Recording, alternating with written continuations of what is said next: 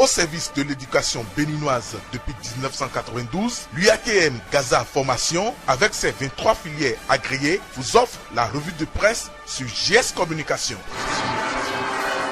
Mesdames, Messieurs, bonjour et bienvenue à la une des journaux. Au menu, le Béninois libéré nous brandit les appréciations du chef de la mission du Fonds monétaire international FMI sur les performances économiques de notre pays pour le compte de l'année 2019 et rapporte que les résultats sont très satisfaisants après la revue de son programme. Matin Libre ajoute que par rapport à la gestion de la dette publique, le FMI est satisfait des efforts de Romuald Wadaï. Sans discourir, l'actualité donne lecture de l'intégralité des déclarations de Luc Hérode et de Romuald Wadaï lors du point de presse conjointe tenu hier à la présidence de la République. Dans cette revue de presse, il n'y a pas que des actualités de satisfaction du FMI sur l'économie béninoise et le Béninois libéré éveille la conscience de tous sur l'affaire. Résidence des Filao du feu général Mathieu Kérékou, livrant ses regrets sur la polémique autour du titre de propriété du domaine où résidait le feu général Mathieu Kérékou. Le journal de Aboubakar Takou livre les priorités de l'ancien président pour sa longévité au pouvoir et la capacité dont disposait le général avec ses acolytes pour s'offrir définitivement son lieu d'habitation. Mais rien n'y fit concernant l'acquisition de sa résidence et le Béninois libéré explique qu'au lendemain de la conférence des forces vives de la nation, l'État avait décidé de fermer les yeux sur l'occupation par l'ancien président du domaine après ses charges présidentielles. Même si le général voulait s'offrir le domaine, il doit passer obligatoirement par la Cour constitutionnelle. Mais le Béninois libéré signale que pour qui connaît le président Kérékou, son mépris pour les biens de ce bas monde, personne ne pouvait l'approcher pour lui proposer d'enclencher une quelconque procédure d'acquisition de ce domaine. C'est donc dans cette confusion ciment entretenue par l'homme du 26 octobre que tout est resté dans ce statu quo jusqu'à sa mort, écrit le Béninois libéré. L'auteur de l'article voit donc que juridiquement, le général l'a voulu ainsi et ce domaine n'a pu entrer dans son patrimoine privé et est resté par conséquent dans le giron de l'État béninois. À sa mort, il est normal que sa succession qui n'est pas lui, plutôt ses héritiers, veuille se battre pour s'adjuger le domaine, mais connaissant le général qui n'a jamais voulu faire entrer ce bien dans son patrimoine privé pour que cela fasse objet de droit d'héritage, le Béninois libéré pense que c'est en cela que l'histoire des 3 milliards évoqués par son fils Moïse Tiando Kérékou pour être versé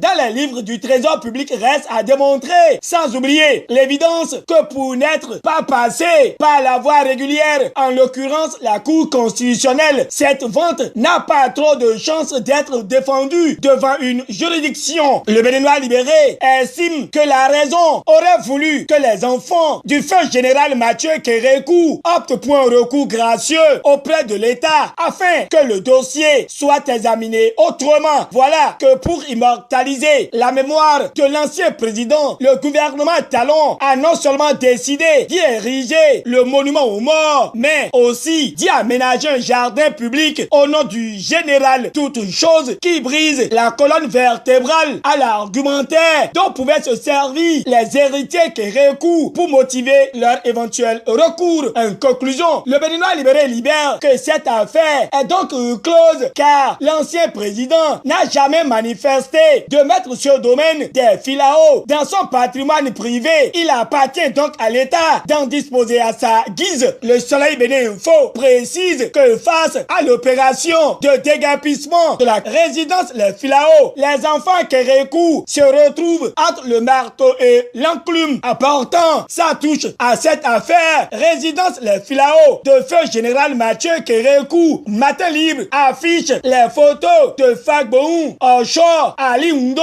Oussou Guédé, Laïndé et autres et relate qu'ils doivent rompre le silence. Le même quotidien anticipe sur le 1er janvier 2020 et confie que c'est l'ère des réformes des paiements à la Caisse nationale de la sécurité sociale. Conseil africain et malgache pour l'enseignement supérieur, Christine Ouinsavi admet admise au grade de chevalier de l'ordre international des palmes académiques du CAMES. C'est le grand quotidien qui nous l'apprend. À en croire le confrère, professeur titulaire. Elle est la seule femme parmi les 4 enseignants nominés de l'université de Parakou. Confie le canard. Refus de participer au dialogue. Matin Libre dévoile les faits qui donnent raison à Houdé. Toujours avec Matin Libre. Et nous savons qu'un forum sera ouvert à Moscou du 27 au 29 novembre 2019 dans le but de présenter le potentiel commercial et culturel du Bénin en Russie. Indigné par rapport à la révision de la Constitution, Social Watch Bénin recommande de Matin Libre. Passons au journal Le Nouvel Observateur qui, lui, s'accroche aux réformes et gestion déléguée des sociétés d'État. La société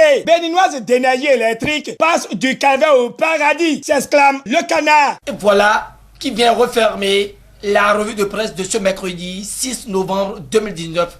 GS Communication vous remercie de nous avoir préférés pour vous informer. Merci et à demain.